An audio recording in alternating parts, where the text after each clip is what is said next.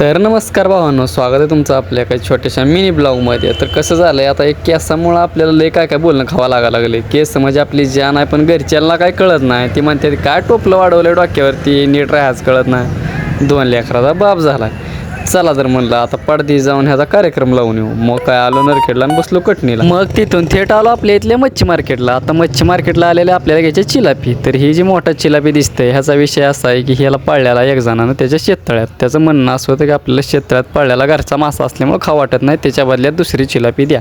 त्याने बी घेतली आणि मी बी 1-1.5 किलो घेतली ना आलो घरला. आता घरला आले कृष्णाला येत खायला आणावं लागते.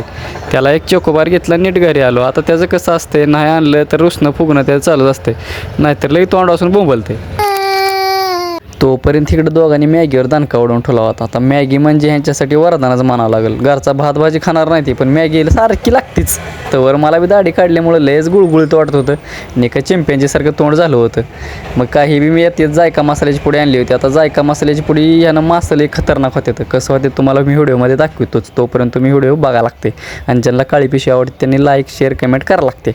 मग काय तळलेल्या माशाचा विचार करूनच लागलं मनात लड्डू फुटायला. बाहेर आलून चूल पेटवली मासं तळायला. लगेच चुलीनं बी आपले इंजन चालू केलं, लागली धूर बका बका बका आमच्या तोंडावरच फेकायला. तर कृष्णाने बी झाडू घेतला, लागला धूर इकडे तिकडे हाणायला. त्याला म्हणलं घालशील बाबा माझ्या डोळ्यात. मग काय जरा पण वेळ न घालवता मी चुलीवर कढई ठेवून घेतली आणि त्यात तेल टाकले, मीठ मिरचू अद्रक लसूण पेस्ट सगळंच मिक्स करून टाकलं आणि चुलीवर ठेवलं. आता चुलीवरची भाजी खायची म्हणजे की लय टॉप क्वालिटी लागते. आणि त्याच्यात असं ताजं फ्रेश मासा असल्यावर तर विषयच नाही, आणि त्यात चिलापी असल्यावर तर नादच करायचं नाही. लगेच चवीपुरतं मीठ टाकलं आणि माशाला मिक्स करून घेत बसलो. आता कसं आहे, आचार्य आपण स्वतः असल्यामुळं आपल्याला पाहिजे असं आपल्याला करता येतं. तर लगेच सगळं मिक्स करून घेतलं. माशाला मसाला व्यवस्थित लागला तर टॉप क्वालिटी भाजी लागते. लगेच बाहेर आर काढला, आरावरती कढई ठेवली आणि त्याच्यात भाजीला पाणी ओतलं, मस्त शिजायला ठेवलं. तर बघा किती भारी दिसायला लागले. असं एकदम वास बी सुटला होता ना खतरनाक. लगेच म्हणलं आता ह्याला झाकून ठेवी, म्हणजे मिडियम फ्रायवरती शिजू घालावं. मग काय वाट बघून काटाळा आला. कृष्णाला म्हणलं कावा शिजती भाजी रे. कृष्णा मला शिजेल की, त्याला बी लय भूक लागली होती, झोपीला आला होता. लगेच मी कृष्णा थंडी असल्यामुळे चुलीलाच पाय लावून तापत बसला. कृष्णा म्हणाला पप्पा कावा शिजती बघा, पप्पा कावा शिजती बघा की. मग काय लगे आपल्याला बी दम निघतंय वय. लगेच चुलीवरचं ताट साईडला घेतलं आणि बघायला लागलो. आता वापमुळं माझा बी हात भाजला बरं का निभार. आता ती ताट साईडला काढताना कढई लागली होती हालायला. म्हणलं सांडती काय की सगळा भट्ट्याबळ होतोय काय की. तर कृष्णाला बी काय दम निघाना गेला होता आणि भाजी काय पडदी शिजाना गेली होती. दाडा जाळा घातला. मी बी म्हणलं आता शिजू ती, काय व्हायचं ते होती गाळ. असं मस्त भाजी बी झाली. कलर बिलर आलता भाजीला, सगळं तेल बिल वरी तरी बिरी दिसत होती ती. मग काय वरनं हिरवीगार कोथिंबीर अशी चिरून घेतली आणि वरनं टाकून घेतली, कारण भारी वाटते बरं का तसं. थांबा मित्रांनो, तुम्ही कुठे जाऊ नका. खरा विषय तर आत्ता सुरुवात झाला आहे, कारण आपल्याला बनवायचं तर हॉटेलसारखं मच्छी फ्राय एकदम, ते पण घरगुती चुलीवरचं.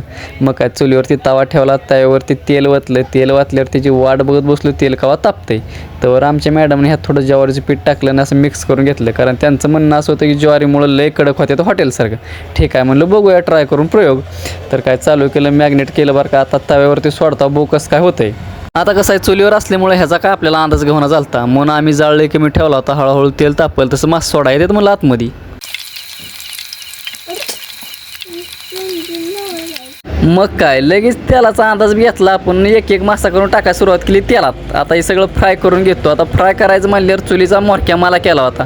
मला म्हणली तुम्ही चुलीच्या पुढे बसा, जाळ विजू दिला तर मग अवघड होतंय, मासा लवकर शिजत नाही तो. आणि आपल्याला तर लागले ते जांबुका. मग काय सगळा कारभार मीच हातात घेतला आणि मॅडमला म्हणलं तुम्ही साईडला बसा, आता मी सगळं बघतो. मग काय एक मासा करून मी टाकला आपला फ्राय व्हायला. खाली वरी करून त्याच्याकडे लागलं लक्ष द्यायला. आता सगळं व्यवस्थित फ्राय करून घ्यावं लागतंय, कारण कच्चा वाचा राहिला म्हणजे लय बेकार खायला लागते. म्हणून सगळं व्यवस्थित फ्राय करून घेतो.